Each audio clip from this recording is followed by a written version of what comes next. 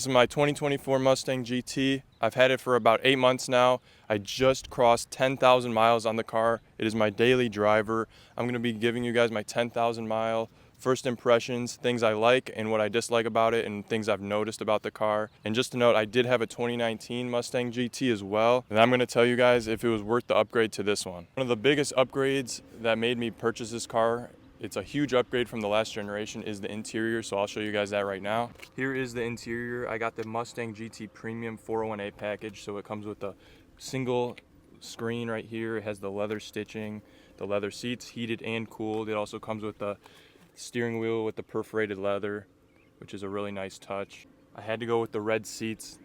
It really set me over. Some people say it's like a lot of red, like red calipers, red paint, red seats, but this is a really different type of red than these seats. And I know the last generation of cars, they were like a bright red, like almost like the seats right here.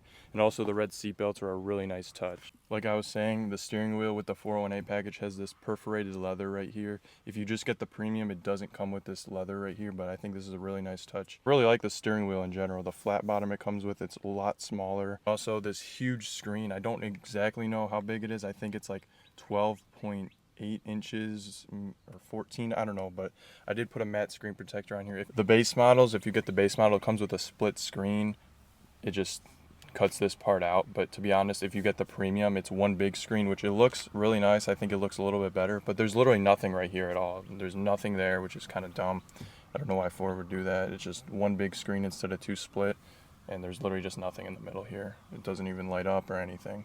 But overall, I really do like this interior a lot better than the last generation of Mustang. Way better quality, and I don't know if it's just because I got the 401A package or what, with the leather center console and all the type of stuff. It might just be because of that, but I think this interior is a lot better. Another thing I have noticed about the interior of the car is that there's like no rattles to begin with when I bought the car. 10,000 miles, I've been getting some like extra rattles through the panels and stuff that I've been having to fix, like the wireless charger. There was no rattling, and then that started to rattle as soon as I got the X pipe installed, and I fixed that. So there's just some little rattles here and there that I have to fix, but overall the interior is built a lot better. A thing I have noticed is in the interior as well, when I hit the brakes, because Ford changed it, I think it's called an electronic brake pump now, so it like measures, like, I don't know exactly, but whatever they changed, it's electronic now for when you press the brakes, and you hear like it's very faint. You need a super like precise ear to hear that. When you hit the brake pedal, you hear like a little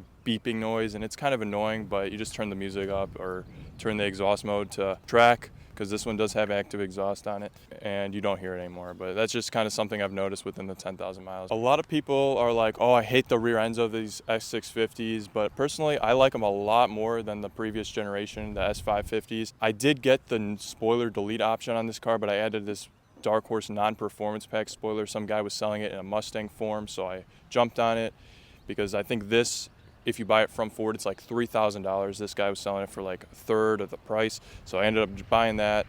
A lot of people are like, oh, I hate how this isn't blacked out like on the S550s. Well, personally, I think this looks a lot better.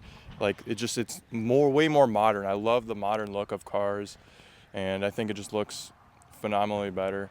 I wish they did come out with some Euro taillights, which whenever those do come out, I'm gonna probably jump on those as well. I don't mind the deck lid not being black at all. On this car, I did go with the 10-speed automatic Mustang. I know people are like, oh, you should have got a manual, but then if I got a manual, they should have been like, oh, you should have got a Dark Horse and got the Tremec, but whatever. I got the 10-speed, and it has been a lot better than the previous generation. On the previous generation, it used to have clunky downshifts, harsh downshifts, even just cruising to stopping at a stoplight. It just used to be jerky, and it was just all over the place. Whatever Ford did, they tuned it better or did something different internally. It's a lot more smoother. I have yet to have a harsh downshift in the car.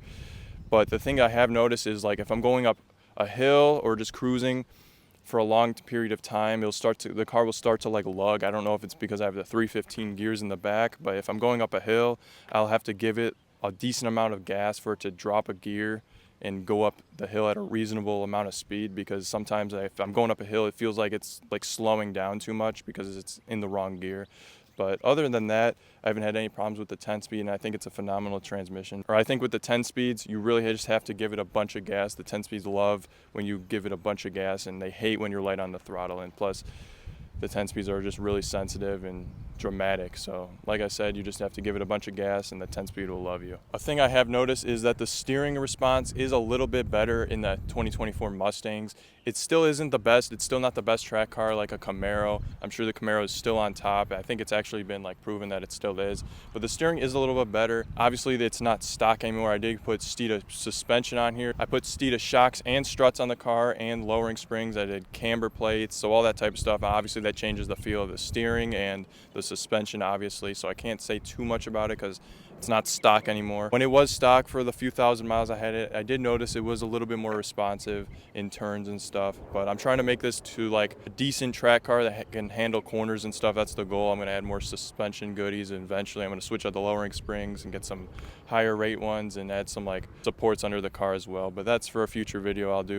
So guys, honestly, this is pretty much just an S550, just a little bit upgraded, a little bit more better quality. Personally, I do not regret my purchase. I'm glad I bought this car. I like it a lot more than the S550, and I don't regret it at all. It is a fun car. The infotainment system's pretty good. It's sometimes laggy here and there, but Ford's sending up over-the-air updates that's kind of fixing and resolving that issue. If you guys are on the fence about getting one, I think you definitely should get one.